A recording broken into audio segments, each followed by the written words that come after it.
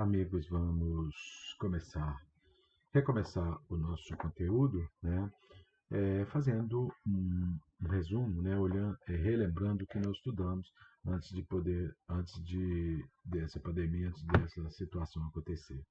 Começamos a estudar sobre o sistema operacional e eu gostaria apenas de deixar aqui que toda a nossa comunicação será feita pelo ambiente Moodle. No ambiente Moodle, na nossa canal da nossa disciplina, nós vamos ter todas as informações do curso, nós vamos ter as formas de avaliação, a ementa do curso, o cronograma do curso e todas as nossas atividades avaliativas, tanto do laboratório quanto da teoria, serão feitas através do Moodle, como estávamos fazendo antes dessa situação. Ok? Então, vocês têm que entrar lá e cadastrar. Qualquer dúvida, vocês podem me contatar. Nós podemos nos comunicar pelo Teams, nós podemos nos comunicar pelo Moodle, por e-mail que você já tem, ou pelo próprio, ou também até pela Messenger. Tá? O meu Messenger é o mesmo do e-mail. Se vocês quiserem contato comigo, normalmente o Messenger eu estou online. Os outros agentes vão se comunicando de forma assíncrona, ok? Bom, as nossas avaliações são divididas da seguinte maneira. Na teoria, nós temos estudos dirigidos no valor de 60 pontos de soma e a prova de 40%. Nos laboratórios, nós pegamos o número de aulas e dividimos pelo total do bimestre. Tá? Normalmente, nós temos 5 aulas por bimestre. Então, no primeiro bimestre e terceiro bimestre, cada prova valerá 4 pontos, porque são bem dividido por 5, e no segundo 6 pontos, ok? Bom, vamos relembrar alguns conceitos. Primeiro, a máquina de von Neumann. Von Neumann, que falou que todo o computador, né, terá essa forma, onde nós temos elementos de entrada e saída, nós temos o processador, dentro do processador nós temos a unidade lógica aritmética, a unidade de controle e os elementos de entrada e saída.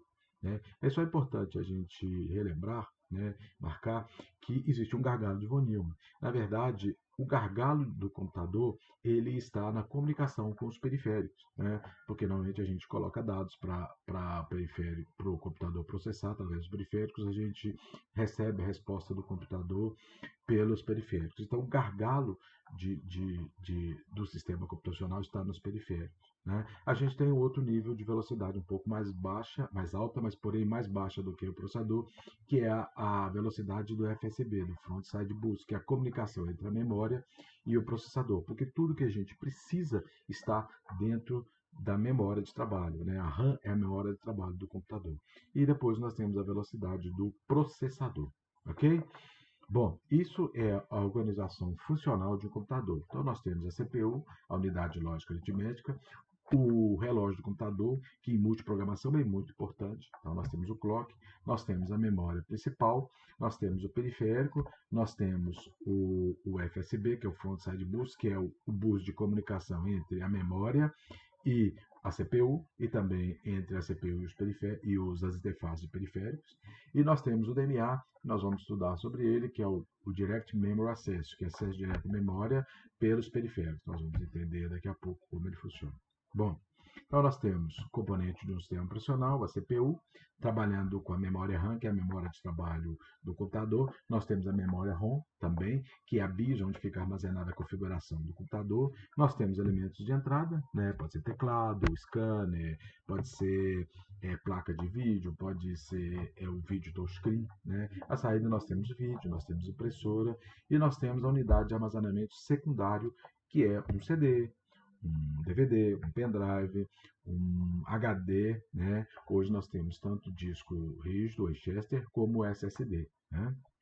Bom, então é importante a gente saber que nós temos o nosso sistema computacional, ele é composto de duas partes importantes, que é o hardware, que é a parte física, que são os componentes físicos que fazem os cálculos do computador, e nós temos a parte lógica, que é o software, que é a parte que gerencia o hardware para mim. Esse software pode ser dividido em três partes. Nós temos o software sistema operacional, que é o software que gerencia o computador e seus periféricos para mim, as ferramentas que ajudam o sistema operacional no gerenciamento desse hardware e os aplicativos, que são a automatização das tarefas do usuário. Né? Bom, Então, baseado nessa filosofia de hardware e software, que o usuário tem uma visão de uma máquina virtual. Para o usuário final, não interessa qual que é o hardware que ele está usando, que tipo de hardware que ele está usando. Interessa para ele que ele tem um computador, ele tem um vídeo, tem um teclado, tem um mouse, e ele vai poder digitar, fazer toda a operação dele. Então, a finalidade do software é exatamente isso, é virtualizar o hardware, transformar o hardware, deixar o hardware transparente para o usuário final. Né? Quais que são as funções básicas do SEO? O SEO ele tem basicamente três funções principais, que é gerenciar o recurso do computador, estabelecer o funcionamento do computador e executar e oferecer recursos para os softwares aplicativos. Né? Bom, quais são os tipos de sistemas operacionais? O sistema computacional, quando foi desenvolvido, quando foi usado pela primeira vez, ele era monousuário e monoprogramável. Né? A gente executava apenas um programa por vez. O programa entrava na CPU e só levava a CPU quando integrava o tempo quando ele era finalizado. Com isso, o que acontecia? Já falei sobre o gargalo de von Neumann. Né? Quando o sistema acessava um periférico, o processador ficava parado sem executar nada, porque o programa, né, ele não liberava a CPU. Então, baseado nessa filosofia, é que o pessoal falou, vamos trabalhar com sistemas multiprogramáveis.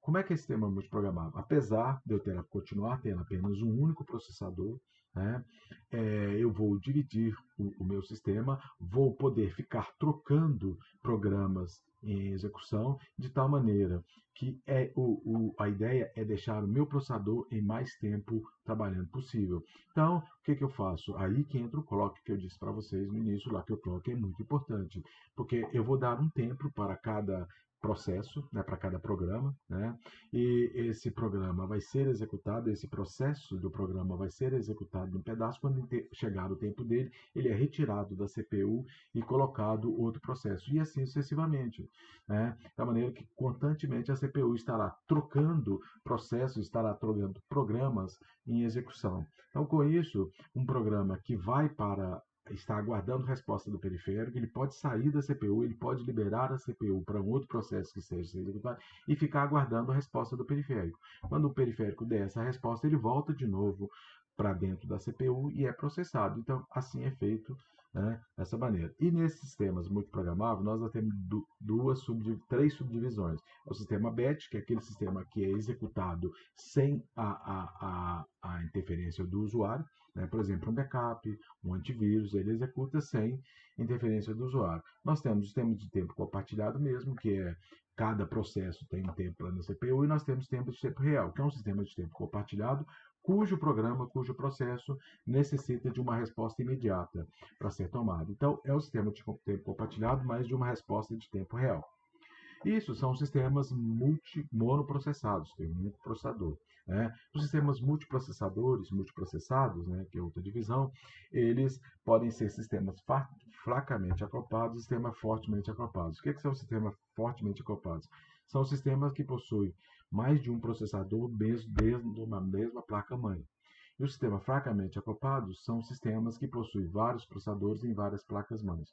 Por exemplo, um sistema de arquitetura em redes é um sistema fracamente acoplado. Um sistema que tem multiprocessador é um sistema fortemente acoplado. Um sistema que tem vários núcleos dentro do único processador, ele é um sistema fortemente acoplado. Ok? Então, essa é a divisão. Quando eu tenho o sistema de tempo compartilhado, o que é importante eu definir? A concorrência. O que é essa concorrência? Qual programa vai ser executado naquele momento? Então, se os programas têm a mesma prioridade, eu vou definir a ordem de chegada, por exemplo, ao sistema. Se eles têm prioridade diferente, o programa mais prioritário vai ser executado primeiro. Então, a multiprogramação, ou seja, eu executar vários programas simultaneamente, me leva à concorrência. A concorrência é a implementação da multiprogramação. Como eu vou implementar a multiprogramação? A concorrência é a base do sistema operacional de hoje. Vai ser a base da nossa disciplina. Entender como é que é feita a concorrência. Entender os algoritmos de concorrência. Ok? Bom, então, voltando um pouco em hardware, né, os computadores, como nós conhecemos hoje, que rodam Windows, que rodam Linux, são arquitetura da máquina do tipo CISC. Os primeiros computadores que surgiram, ele era do tipo RISC. Qual que é a diferença? As máquinas RISC são mais voltadas para software, para a máquina RISC, desculpa, são mais voltadas para hardware. E a máquina CISC são mais voltadas para software. Então, a máquina RISC é uma máquina mais simples, porque ela é baseada no hardware, ela tem poucas instruções, mas é executado diretamente, o sistema operacional executa diretamente as instruções. Nas máquinas CISC, não, ele virtualiza muito os registradores para mim, então ele trabalha com microcódigo, e esses microcódigos é que chamam as microinstruções. Qual que é a grande vantagem de máquina CISC? Já que eu tenho é, poucas instruções de máquinas, muito virtualizado, eu posso rodar sistemas operacionais diversos na máquina. Na máquina RISC, já que eu trabalho direto com microinstruções, o sistema operacional tem que ser específico para aquela máquina. Então, por exemplo, máquinas Unix e o macOS são máquinas RISC, por isso que elas são próprias para aquele hardware que eu estou comprando. As máquinas CISC, nós temos Linux e o Windows, né, que rodam em qualquer máquina. Você pode ir lá comprar qualquer máquina que ela vai rodar os sistemas operacionais. Só fazendo adendo, né, que o Linux, ele é, na verdade, derivado do Unix. O que o Linux Torvalds fez? Ele reescreveu o kernel, que a gente vai aprender aqui para frente, que é a parte mais importante que vem do SO, que é o núcleo do SO. Esse kernel que é responsável por gerenciar os periféricos. O que o Linux Torvalds fez foi pegar o kernel do Unix, que é específico para máquinas Unix, né? Então, cada máquina Unix tem seu sistema operacional Unix, e reescreveu ele para trabalhar em máquina CISC. Então, por isso que hoje nós temos o Linux rodando em máquina CISC. Ok? Bom, as arquiteturas RISC, elas trabalham muito com pipeline. A arquitetura CISC trabalha um pouco com pipeline. O que é pipeline? É você rodar vários microcódigos. Tá? Você rodar microcódigo. Então, a arquitetura pipeline é o seguinte, é como se eu fosse multiprogramação de hardware. Eu tenho um exemplo típico, é quando eu estou lavando roupa. Então, o que eu faço? Primeiro, eu lavo a roupa, sabono a roupa, depois eu enxago a roupa, depois eu seco a roupa, depois eu passo a roupa. Né? São 3 processos diferentes. Num sistema que não usa pipeline, o que eu faço? A pessoa chega na lavanderia, bota a máquina na roupa, lava a roupa. Lavou a roupa, ela pega, passa para outra máquina e enxágua a roupa. Pega, tira aquela roupa, leva para outra máquina e seca a roupa. Depois que ele acabar de fazer isso, é que a próxima pessoa vem e faça os 3 processos. E assim vai sucessivamente. Então, o que acontece? Eu vou gastar um tempo muito grande para executar isso. O que a pipeline faz? Ele divide o sistema em microcódigo, mesma coisa, só que o que acontece é que eu posso executar vários microcódigos simultaneamente, desde que não seja o mesmo microcódigo. Pegando como exemplo esse caso da máquina, então, por exemplo, se eu chegar e vou lavar a minha roupa, ninguém mais pode lavar a roupa. A partir do momento que eu peguei a minha roupa e estou enxaguando, a máquina de lavar está disponível. Então, qualquer pessoa pode chegar e lavar a sua roupa. Uma outra pessoa que chega, então, lava a sua roupa enquanto eu estou enxugando a minha. Uma outra pessoa que chega e quer lavar a roupa, ela tem que esperar. No momento que eu liberei a máquina de enxaguar a roupa e começa a passar a roupa, a pessoa que estava lavando a roupa pode enxaguar a roupa. E a pessoa que chegou e está esperando começa a lavar a roupa. Então, num certo período de tempo, eu consigo executar 3 microcódigos simultaneamente. O que acontece com isso? Eu consigo pegar a minha aplicação, as minhas aplicações, e rodar na metade do tempo inicial. Então, essa é a arquitetura pipeline, rodar vários microcódigos simultaneamente. Ok? Bom, e aí, falando nisso, né, vocês já estudaram mais para trás que o computador ele só trabalha com bits, né? Ele trabalha com código binário, 0 e 1. Porque o computador é uma máquina e uma máquina só consegue chegar a 2 estados bem definidos, está ligado ou desligado. Então, o computador trabalha com lógica binária. E o pessoal juntou vários bits, porque 2 bits não dá para representar muita coisa. Juntaram e chegaram à conclusão de que um computador vai trabalhar com um byte, que seriam 8 bits, porque 2 elevado a 8 eu terei 256 posições. Então o computador vai trabalhar com com um byte, desculpa, que são 8 bits. E os computadores foram desenvolvendo para ficar mais rápido. Hoje o computador trabalha com uma palavra de 64 bits, ou seja, trabalha com uma palavra de 8 bytes. Ou seja, durante um período de impulso de clock eu consigo passar 8 instruções simultâneas, consigo passar 8 caracteres simultaneamente. Então, eu consigo otimizar o meu computador. Só que a gente não programa em linguagem de máquina, a gente programa na linguagem que eu consigo enxergar. Então, basicamente, a gente trabalha hoje com duas linguagens básicas, que é a linguagem fonte, uma linguagem de alto nível, ou uma linguagem de baixo nível, que é o Assembly.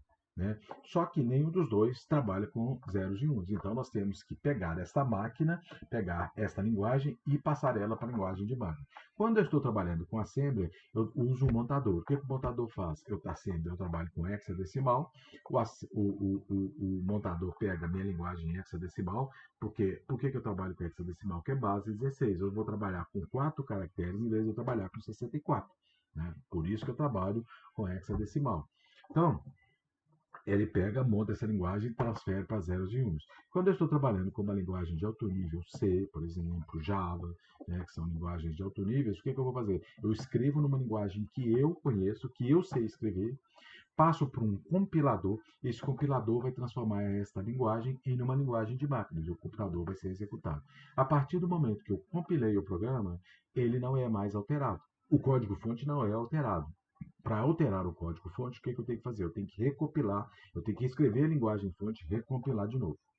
E o interpretador, ele nada mais é do que um compilador em tempo real. Né? Eu vou executando linha a linha do programa e ele vai compilando e transformando. É muito útil para quando você vai fazer teste, vai descobrir onde tem erro no seu programa. Né? O que é um boot do sistema? O meu sistema computadorizado, a minha memória RAM, ela é uma memória volátil, ou seja, uma memória que perde o conteúdo quando é desligada. Então, toda vez que eu desligo meu computador, eu tenho que dar um boot, ou seja, eu tenho que carregar o meu sistema operacional para gerenciar a máquina. A minha memória RAM, a gente vai ver mais para frente, que ela é dividida em várias partes. Uma dessa parte é do sistema operacional, essa parte é do usuário. Então, o que eu faço? Quando eu ligo o computador, eu faço um post. O que é esse post? É um Power On Self-Test. Eu testo todos os periféricos, né, para saber se eu posso carregar o sistema operacional, se eu posso usar. Depois disso é dado o boot. O que é o boot? É carregar o básico do sistema operacional na área de memória do sistema operacional para começar a gerenciar o computador. Tá? E a gente estudou em outros modos atrás que, na verdade, o meu computador ele não trabalha com memória RAM, ele trabalha com memória virtual. Por quê? Porque eu tenho multiprogramação. E nem tudo que está carregado na memória é usado naquele momento, porque só é preciso ser usado naquele momento na memória RAM o que está sendo processado. Então, o computador, na verdade, não trabalha com memória RAM. Então, vamos usar o exemplo de 32 bits. Um computador que tem uma palavra de 32 bits, 2 elevado a 32 bits, ele trabalha com no máximo 4 GB de memória virtual. Se eu tiver uma de RAM, ele tem 3 de virtual. Essa memória virtual é em disco. Se eu tiver 2 de RAM, ele tem 2 de disco, 3 de RAM, uma de disco, 4 de RAM, nenhuma de disco. Ok? Então, como o meu sistema trabalha com memória virtual, a primeira memória que é carregado é a memória de disco, é a memória virtual. Então, quando eu dou um boot, eu carrego o meu sistema na memória virtual, né, no disco, e com o decorrer do tempo, isso é levado para a memória RAM. À medida que o sistema vai adquirindo, aquele processo vai adquirindo tempos de uso do CPU, ele vai carregando até que o básico esteja na memória RAM e ele começa a trabalhar. E aí, nesse meio tempo, ele vai precisando do módulo do programa, ele vai lá, busca o módulo do programa, né, e executa. Isso é muito bacana, fazer isso quando eu tenho multiprogramação, porque eu posso usar a reentrância de código. O que é reentrância de código? Um exemplo bem bacana de reentrância de código é o browser, o Chrome. Né? Na verdade, você abre o Chrome e você pode abrir várias abas no Chrome, onde o Chrome é um só. A linha de código do programa é um só. E aí você vai alterando as abas, vai alterando apenas os dados que o usuário está processando. Então, com isso, eu consigo otimizar minha memória, ou seja, não carregar o mesmo código que está sendo executado para várias instâncias do programa. Né? Já que eu não altero o código de programa, porque ele é compilado, eu não preciso me preocupar em reuso do programa. O que eu preciso me preocupar é com os dados dos usuários que estão sendo alterados. Ok? Então, a multiprogramação ela só foi possível, né, com disco e com interrupção. Né? O que é uma interrupção? É eu tirar aquele processo da CPU e colocar outro no lugar. Então, quando acontece o pedido de interrupção, chega, ou o tempo do processo que está na CPU ele é carregado, está sendo executado nos registradores. Né? Chegou o tempo, ou outro processo mais prioritário que aquele chegou, eu tenho que pegar aquele processo, acabar o tempo dele, trocar ele, colocar outro no lugar. Então, o que o sistema faz? Acabou o tempo, ele tira um retrato do conjunto de registradores naquele momento, leva, salva na memória, RAM do sistema operacional onde é próprio para isso. Vem e carrega o novo aplicativo e começa a executar. Chegou o tempo daquele novo aplicativo também sair por um motivo de chegou um processo maior, o tempo dele acabou, eu vou, tiro um retrato dos registradores, salvo aquele conjunto na memória e carrego novamente. E assim eu vou fazendo. Quando chegar a vez daquele primeiro programa que saiu ser recarregado, eu vou construir os registradores, vou carregar os registradores com o conteúdo que quando ele parou, e ele vai continuar do momento que ele parou. Como é que ele continua fazendo isso? Com todos os dados que está lá e com o registrador contador de programa, que vai ter a próxima linha do programa a ser executado. Eu tenho duas maneiras de trabalhar a instrução. Né? Eu tenho instrução e tenho exceção. A instrução, normalmente, ela é por hardware. E a exceção, normalmente, é um funcionamento anormal do software. Quando acontece algum problema, algum erro, né, é mandado uma mensagem e o sistema tem que tratar aquela mensagem. O jeito de tratar a mensagem é a mesma da interrupção. Né? Bom, acabei de falar sobre isso. E a coisa mais que nós temos é operação de entrada e saída. Né? Se é um computador que não tem comunicação com o mundo exterior, ele não resolve nada. Então, por isso que eu tenho um barramento, que é para trocar, além de eu trocar informações dentro da memória, que é a memória de trabalho RAM e o processador, eu tenho que entrar com os dados para ser processado e mostrar a resposta para o usuário. Bom, só que quando eu estou pegando, botando um dado na memória, né, botando um dado na memória, ou retirando o periférico está botando um dado na memória, ou a memória está mandando um dado para o periférico, eu não preciso de acessar o processador. Em condições normais de funcionamento, seria isso, né? O processador pega o dado que está na memória RAM e entrega para o periférico. Para aumentar a produtividade, para aumentar a eficiência, o que o pessoal fez? Desenvolveu o chip chamado DMA, que é Direct Memory Access, que é um novo caminho que é feito entre o periférico e a memória, né, periférico e a memória, tá? De tal maneira que quando eu quero, por exemplo, vou mandar imprimir alguma coisa, eu viro para a CPU e falo, olha, o Marcão quer imprimir uma coisa na impressora. Aí o que a CPU faz? Memória. O DMA, o Marcão quer imprimir alguma coisa, você vai na memória, na posição tal, pega isso e bota para a impressora nesse lugar tal. Ok? Ok. Pronto. A partir desse momento, quem gerencia essa troca de mensagem é o DMA, ele pega dados da memória, leva direto para o periférico para lá. E o processador vai continuar fazendo o que ele tem que fazer. Quando acontece algum imprevisto, o que acontece?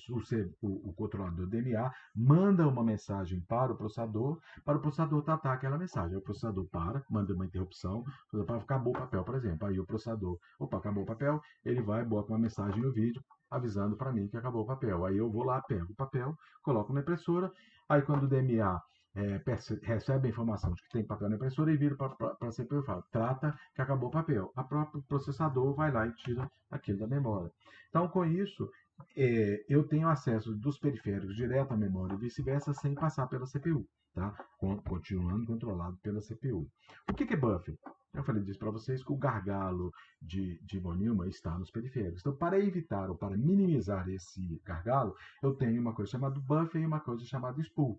É um armazenamento temporário, né, em que eu vou colocando dados que vêm do periférico no buffer ou no spool, de tal maneira que de tempos em tempos a CPU vai lá no spool e aquilo e volta a trabalhar de novo, para evitar com que ela fique esperando que um periférico mande dados para ela, né, e ela perca tempo fazendo isso. Então, eu tenho um buffer, que é o armazenamento temporário de dados do periférico, e o spool também. O buffer, normalmente, ele serve para entrada e saída. O spool, ele é, hoje em dia, usado mais para impressão. Né? Então, quando eu mando uma coisa para a impressora, em vez de mandar para um buffer, eu mando para um spool de impressão. Okay? E o buffer são de outros periféricos. Né? A reentrância eu já falei, né?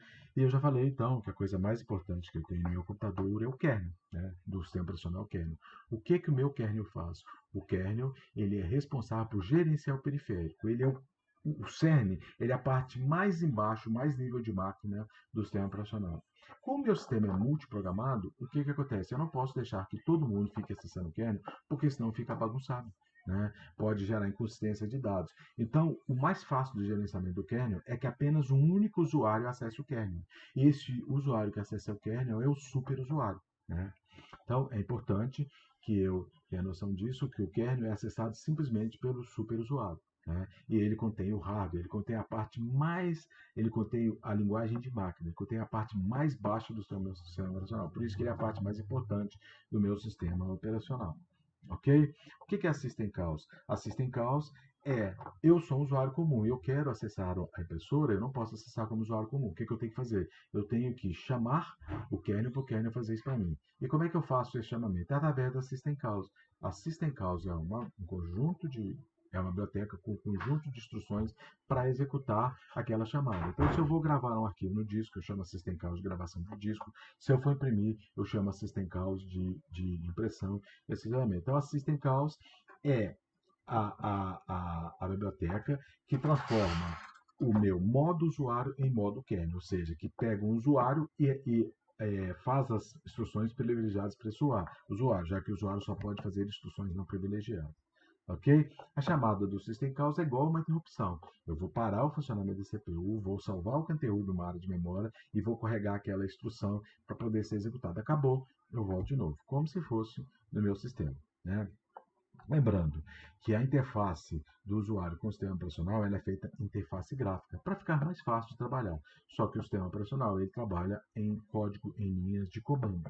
Então, na verdade, a interface gráfica nada mais é do que construção de ícones para executar modo gráfico. Ok?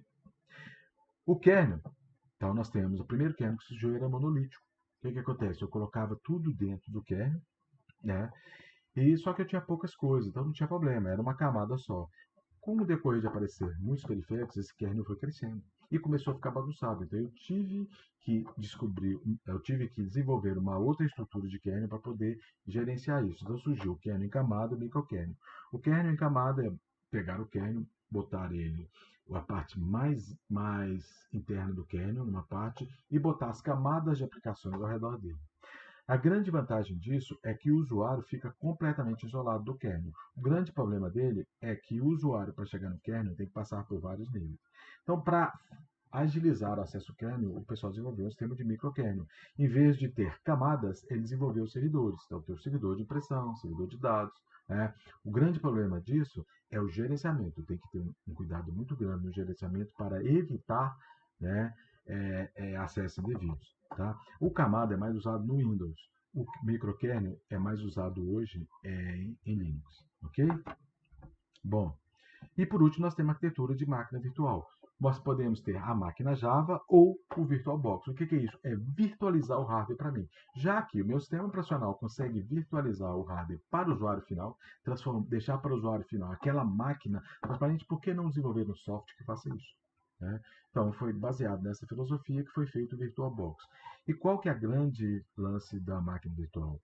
Porque quando eu desenvolvo um aplicativo, eu tenho que desenvolver um aplicativo para o Windows ou para o Linux, mesmo seja o mesmo aplicativo. Então, por exemplo, o OpenOffice, ele tem versão para Windows e versão para Linux. Em vez de eu ter isso, o que eu posso fazer? Eu posso desenvolver um sistema numa linguagem e esta linguagem criar uma máquina virtual para mim e essa máquina virtual vai rodar o mesmo aplicativo, vai virtualizar o aplicativo para mim. Então, essa é a finalidade do Virtual Java, máquina virtual Java. Quando você desenvolve um aplicativo em JavaScript e ele pode rodar tanto no Linux quanto no Windows. Quem vai fazer esse interfaceamento é a máquina virtual, tanto para Windows quanto para Linux. Ok? Isso era o nosso básico de apresentação. Espero que vocês dêem uma lida no nosso conteúdo para relembrar isso. E na próxima aula nós vamos entrar em novo conteúdo. Muito obrigado.